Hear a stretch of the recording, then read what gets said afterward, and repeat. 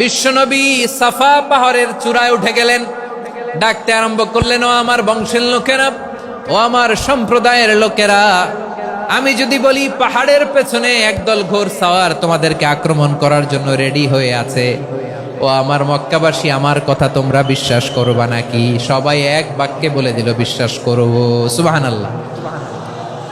ও আমার মক্কাবাসী, আমি যদি বলি পাহাড়ের পেছনে একদল ব্যাটালিয়ন তোমাদেরকে অ্যাটাক করবে, আমি বললে বিশ্বাস করবা? মক্কাবাসী কি উত্তর দিয়েছিল জানেন? এত হেভি ওয়েটফুল একটা কথা বলেছিল। তারা বলেছিল, অবশ্যই বিশ্বাস করব, কারণ মা জাররাবনা আলাইকা ইল্লা সিদকা, আমরা জীবনে কোনোদিন তোমার মুখে মিথ্যা শুনি নাই। সুবহানাল্লাহ কইবেন না? ও মিয়া, যে এলাকায় আপনি জন্মগ্রহণ করলেন, আপনার শৈশব, কৈশোর, আপনার তারুণ্য, আপনার যৌবন যেখানে কাটালেন, ওই এলাকার লোকেরা যদি এক বাক্যে বলে তুমি যা বলবা তাই বিশ্বাস করব, কারণ তোমারে তো মিথ্যা কইতে শুনি নাই। মা জাররাবনা আলাইকা ইল্লা সিদকা, we have never ever witnessed a single lie from you, আমরা জীবনে একটা মিথ্যা তোমার মুখ থেকে শুনি নাই। সুবহানাল্লাহ বলেন। দেখেন, এই কথার মাধ্যমে এক বাক্যে বিগত 40 বছরের সার্টিফিকেশন হয়ে গেছে। কথা বলেন ঠিক কিনা? বিগত 40 বছর আমার নবী মক্কায় কেমন লাইফ লিড করেছেন, এক বাক্যে সার্টিফিকেশন, মা জাররাবনা আলাইকা ইল্লা সিদকা।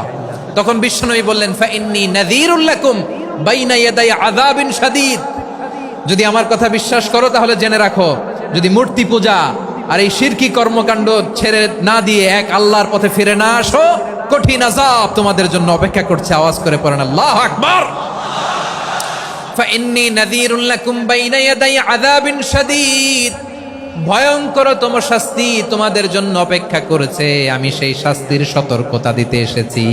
তাহলে বিশ্বনবীর আরেকটা বৈশিষ্ট্য, তিনি সতর্কতাকারী। সুবহানাল্লাহ, তিনি সতর্ককারী।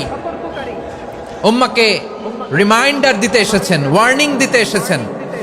আবার জাহান্নামীরা যখন জাহান্নামে যাবে, ফেরেশতারা ডেকে বলবে, ও কপাল পোড়া জাহান্নামীরা, জাহান্নামে কেন ঢুকলা? দুনিয়ার বুকে কি তোমাদেরকে সতর্ক করার জন্য কেউ আসে নাই?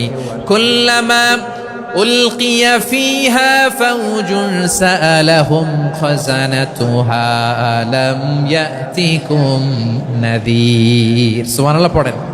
আলাম ইয়াতিকুম নাযীর, কোন সতর্ককারী আসে নাই? বিশ্বনবী নাযীর হয়ে, সতর্ককারী হয়ে পৃথিবীতে আসলেন। তিনি জাহান্নামের ব্যাপারে উম্মাকে সতর্ক করেছেন।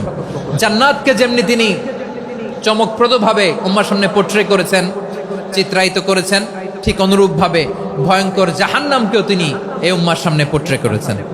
জাহান্নামকে কিভাবে বিশ্বনবী উম্মার সামনে পোট্রে করলেন, চিত্রায়িত করলেন, শুনতে মনে চায়? সিলেটবাসী শুনতে মনে চায়? জান্নাতের কথা শুনে যেমনি জান্নাতে যাওয়ার ব্যাপারে আপনারা আগ্রহী হয়েছেন, জান্নাতের নাজ নেয়ামতের কথা শুনে, জান্নাতের ফিচার শুনে যেমনি জান্নাতে যাওয়ার ব্যাপারে আমরা উদ্বেলিত হয়েছি, উচ্ছ্বসিত হয়েছি, জাহান্নামের কথা শুনলে কিন্তু আমাদের কলিজা কেঁপে উঠবে।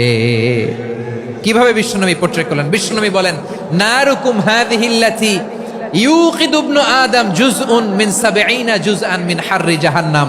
ও আমার উম্মতেরা, তোমরা যে রান্নাঘরে যে আগুন দিয়ে রান্না করো, তোমরা কি ভেবেছো জাহান্নামের আগুন ওই রান্নাঘরের আগুনের মতো না? আপনারা কিচেনে যে রান্না করেন, রান্নাঘরের আগুন আর জাহান্নামের আগুন তো একই না?